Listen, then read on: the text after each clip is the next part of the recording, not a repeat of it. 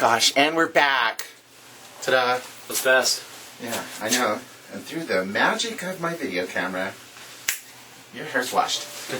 Yeah, man. No, sure, skin's been a wreck, so she hasn't come, but she wasn't feeling so hot today. And Shane was complaining about it all, and I told him, I said, well, I don't know, you guys, stress, trauma, take a vitamin, exercise, go get your back cracked. You know, get your neck adjusted. You don't even have to go have the rest of it done. Yeah, brother.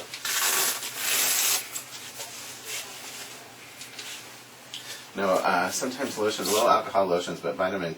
They over at Natural Pantry, they actually make a whole vitamin E lotion, skincare line, and all that. Yeah. And if you guys are getting in and out of the pool like that, yeah, because they have the chlorine amped up so bad in the public pools. If you think about what's in there, oh yeah, you know, it was great to bathe with you.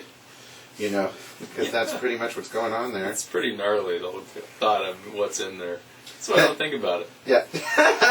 No, I thought you were professional. But, Doctor's opinion. Yeah. Well, you know what else? Just get in the pool. Don't think about it. Yeah, you said it. Well, you know what else is gnarly? It's chlorine. Chlorine's just nasty. Bad. And that's what makes me feel safe. It's so toxic, I couldn't even live in there. What's crazy about chlorine is if you study what it actually does to a cell wall or to organic material, it actually just burns it, crumbles it to pieces. Yeah. So that's why they put it in there. So many parts per million apparently is okay to boil a human being in. Right. But not any, pathogens. They can't handle it. Right. That's got that But free ion that soaks up an electron, destroys things. Exactly. And what is it doing to your first layer of skin, your eyeballs, your sinuses, everything? Yeah. And think about this, too. When you're in the shower and you got that city water coming down, you got H2O and chlorine. Right. And if any of that breaks up its molecular structure, you're going to have hydrogen ions and chlorine ions in the steam. Kaboom! Yeah. That's HCl, man. That's acid. Right. Exactly. That's bad news. People don't understand that. That's why I put a lot of faith in the integrity of the water bonds and H2O. I look at it this way. That's how I look at it. Yeah. Neat. Yeah. That's good. My official opinion. Yeah. Yes, well, when people they'll say stuff to me and they'll bitch about skin problems or whatever, because I'm also an esthetician. I'll be like, "Oh, are you?" Yeah. They'll be like, "What do you do?" And I just laugh, and I'm like, "Well, number one, you need to go and get." Speak of the devil. Is it an esthetician? No, it's Heather. Yeah. Whatever. I'll call her back.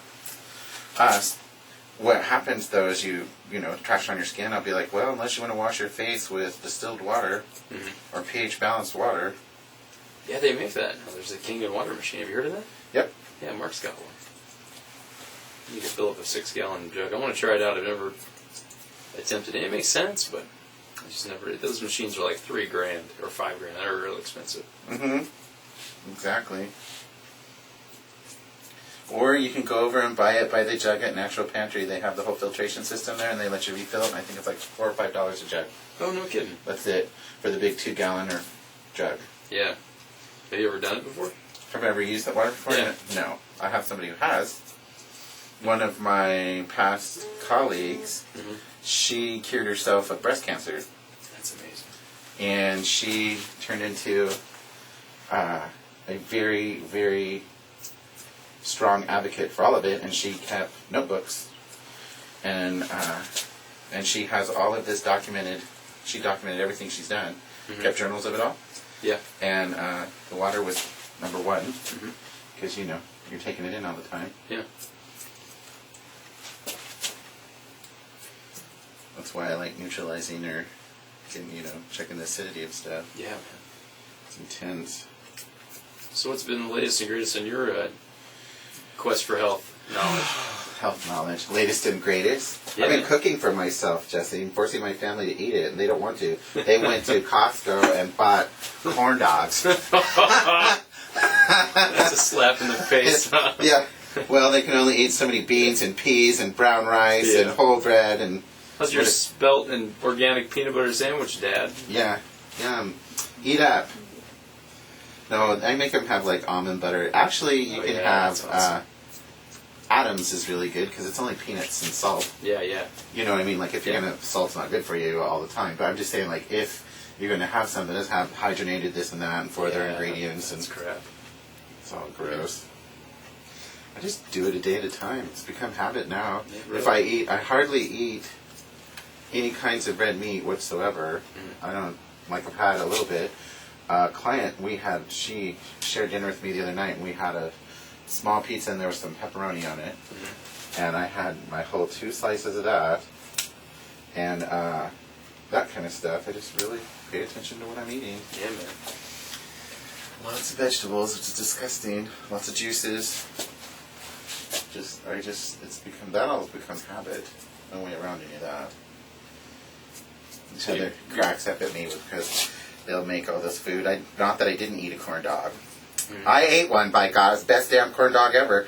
When you haven't had any in a year. They are so good. Yeah. Yummy, yum, yum, yeah. But you can eat vegetables and stuff with it. You don't have to eat just the corn dog. Yeah. No, but that's the kind of, I don't know, making all those little changes like that. Not me, like, not like kicking your butt changes, but just changes. Right. And ingredients. I've turned into an ingredients whore. Like, good. I won't, there's just certain things I just will not eat. And they're like, oh, this is good. And I'm like, right, because it's all MSG. Your taste buds have no choice but to send the "it's good" factor to your brain. Right, That's what MSG does. Yeah. It just forces them to say yum.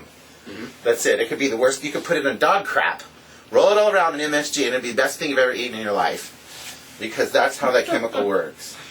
Yeah, it's also neurotoxin. Well, people don't realize that. Yeah, people don't realize that. No, neurotoxin. I have a friend of mine, Kim. She is so allergic to it. She has the worst headaches. My wife's allergic to it as well. Worst headaches. And it's disguised as natural flavors on a lot of the ingredients lists. Yeah, natural flavoring. Anything with flavoring doesn't work for me. Like, I just start reading the back, natural flavor. I can usually more auditing myself. Like, if you eat something, a friend of mine used to tell me, how do you feel after you eat that? And I'm like, well, what do you mean? He's like, do you feel happy, mad, bad, sad? Do you feel angry? Do you feel nauseous? Is there physical, pay attention to how you feel after you eat certain foods. And it's really funny that that's a good point. if you kind of audit what you're eating, how do you feel after you eat that? You probably feel better after eating an apple. Right. You kind of feel better because it's kind of living versus eating something else. I think that all relates to chemicals. I mean, it goes right back to your neurochemistry. Right. Which makes me laugh because more people are worried about whether or not I get their hair the right level other than, the actual chemical makeup of what's producing their hair. Yeah, you said it, man. We were talking about that, hair geeks. I'm like, no, why won't my hair grow? What are you eating? Well, I'm like, body doesn't have it, can't make it. I don't care who you are. Yeah, so. and hormones too. Hormones are key. Yeah. That's huge. Like, when you're working with females, hormones are amazing. When you're working with men, in their 40s and later, hormone, low testosterone or all the different, it all affects your hair. Have you ever noticed the type of hair that pretty intense long distance runners will have? Just like thin and stringy. Right, but what are they eating? What is their body doing? Oh yeah, it's breaking down everything, their muscle mass and all their fat. Right. Because why? They're totally pushing their system to digest, and it's utilizing every aspect of everything that's going through the system in order to get you to the end of the marathon. Yeah. Yeah. Oh, and keep you respirating and your brain functioning and your heart running and It's been people I know who are real talented runners have really gnarly hair. Well, and then skin, teeth, and bones. I can use it as a technical descriptor. Exactly. Gnarly. Is that your professional bedside opinion there? Show me in the journal where it says... Gnarly? Yeah, exactly. Yeah. I always tell people, and my professional term is, ew, your hair's gross.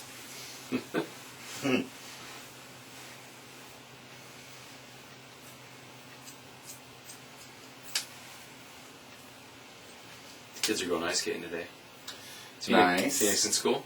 He's in school today. Yeah. He's had, they call them personal power days. He's had like 8 of them in a row. So he's doing pretty good. He's still having a hard time calling out.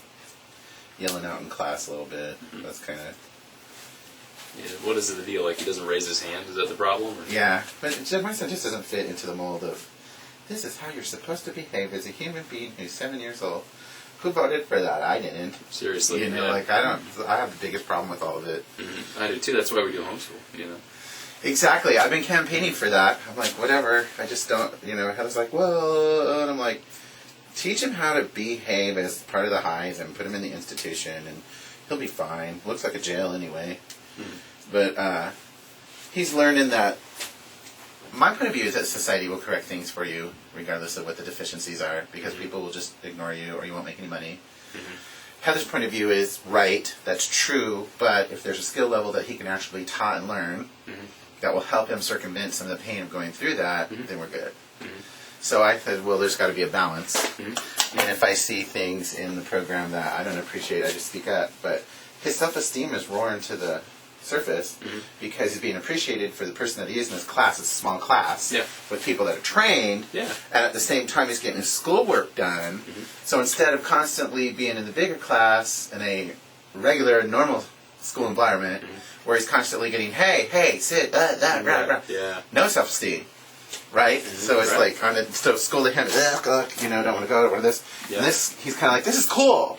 You know, having fun, he's learning more. I mean, not that he's, the kid, the problem with him, his reading scores are in the 98th percentile. And everybody else's are between the 31st and the 40-something. So he's bored. Absolutely bored. The other thing I love is... I believe it, man. It was the same problem. That was another issue we had with Jonas. He's, you know, he's of the same mold. Yeah, well, that's why the kids get along so well. Besides that, I made Heather read this book that my friends made me read years ago, and it's called The Care and Feeding of Indigo Children. And I would highly recommend reading that book if you haven't. The Care and Feeding of Indigo Children? Yes. Okay. I've never heard of it. Exactly.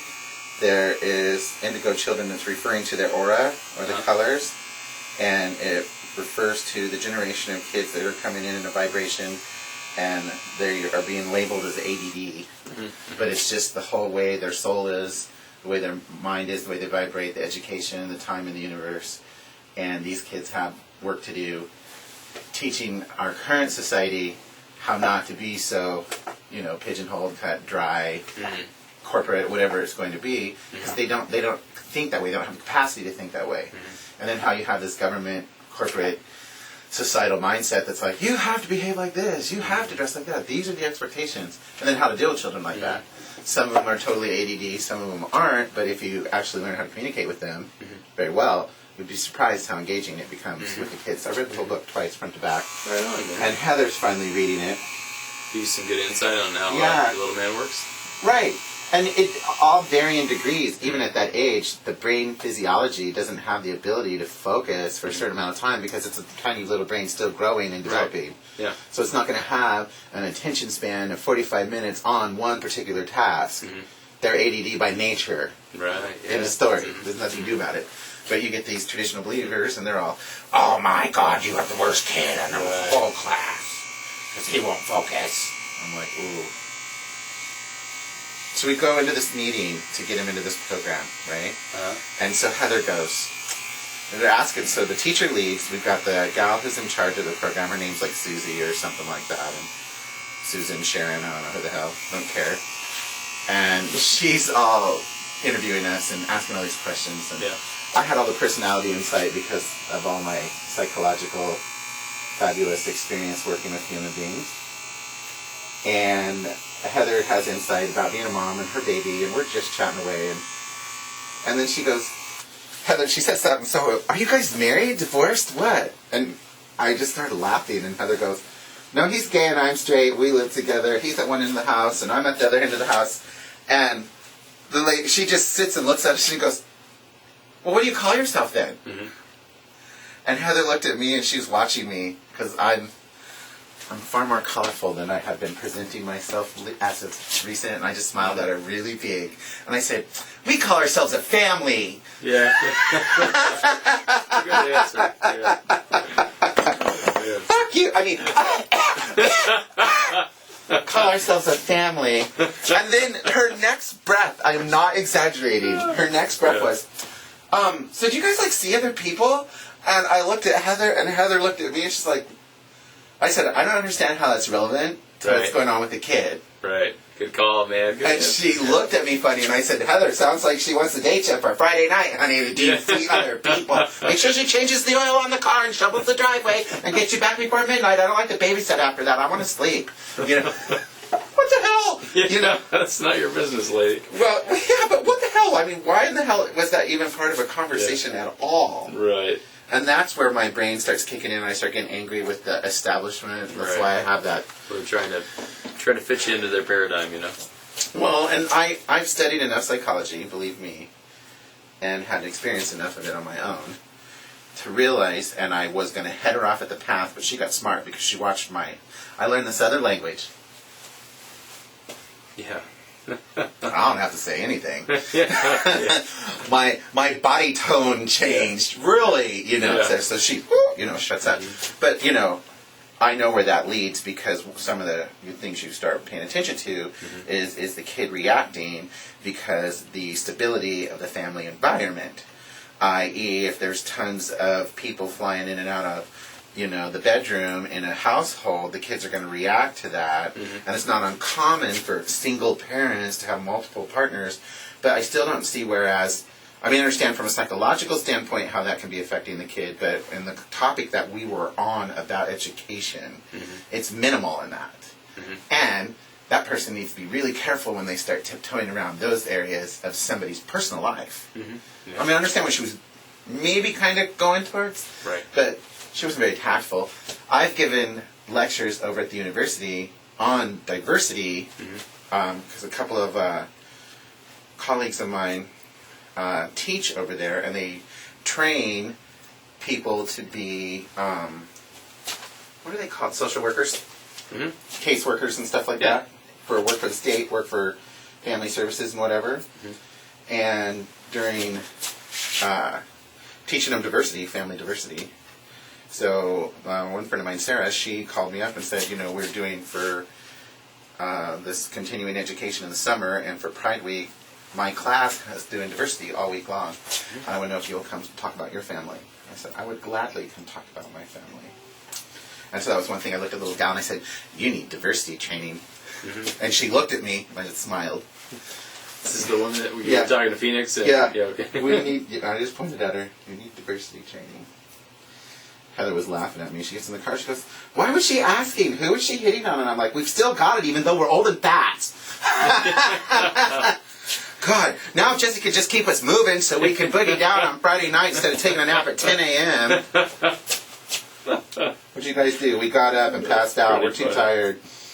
Yeah. We used to be hot and sexy. Now I'm just so excited I can touch my knees, let alone my toes. You know. My neck, Doc, my neck. I threw it out. You know. Crazy. That's pretty funny. Well, it's pretty. It is. To me, it's just kind of a lifelong crock of shit that, you know, the average folks have all kind of put out there. And if you don't think discrimination exists on other levels, it's totally there every day. It's disgusting. Right. Yeah, it is. But here's your kids. Like, this is my kid. You know, so hopefully I'll be dead, you know, and he'll be living longer than I live. And he's got to go out and perpetuate into the world and make decisions and change society and do all of those things. That's their job. You know, it's the next generation. What do you want to teach them? Hey, put your head up your ass and keep it there. You know, or, dude, the whole globe is round and there's all kinds of stuff out here, not just one way of thinking. And if somebody's telling you how to think, what do they have to gain from that? Be careful. Right, man. How are they profiting from controlling your mindset? Oh, shame on me. Gosh darn. Oh my God, your hair's so cute. Let me just be that way. Don't look that. We should be. My teeth need to be whiter. Yeah, man, I hear you. No, that's a good perspective. You get deep. It's a nice little way to boil it down. Someone's telling you how to behave. They follow the money. Yeah. What do they gain? What are they profiting from? You said it. Now, how does that feel? It's good, man. It's better. Right on. Good.